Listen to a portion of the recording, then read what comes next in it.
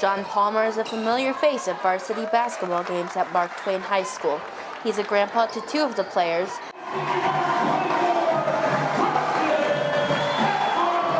runs the scoreboard, and is one of the team's biggest fans.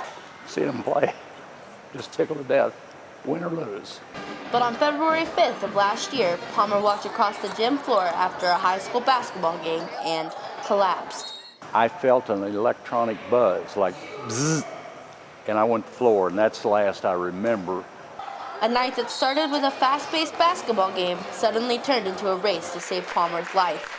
Palmer went into cardiac arrest that night on the school's gym floor. I didn't see myself go to the ground. CPR was started and the assistant boys coach, Jared Ackright, administered the school's automated external defibrillator, or AED machine. It was a quick action from those who helped him that likely saved Palmer's life. The first thing I knew, I was getting ready to get up off the floor, and they told me I couldn't move and put me on a gurney, took me to Hannibal Hospital. Palmer was transferred to Barnes Hospital in St. Louis, where he underwent major surgery. When they came in, I said, I'm scared. I wasn't scared of not making it. I was scared of recovery. As it turned out, it was rough. The recovery, he says, was difficult, but a year later, he's right back to where he wants to be, behind the score clock, watching his grandsons play the game they love. AEDs are now common in a lot of schools, and in a rural area like this one where response times can be long, an AED device is important. In fact, there's another Ross County family that says an AED recently saved their daughter's life. With more on that story, here's Alex Bradley. It's court warming here at Mark Twain, and for a young 10-year-old basketball player like Izzy Berthold, it's a chance to watch the high school girls in action. But recently at a gym just down the road in Wellsville, Missouri, 10-year-old Izzy was getting ready for her youth basketball game. There was nothing about her that would have made us think that anything was going to happen or take place. But before the game started, Izzy collapsed. And all of a sudden a coach comes running to me that Izzy went down.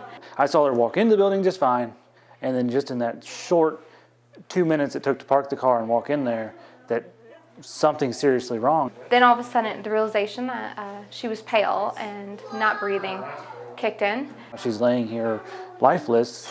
Izzy's rescue came from a mom and nurse practitioner who began performing CPR and administering an AED.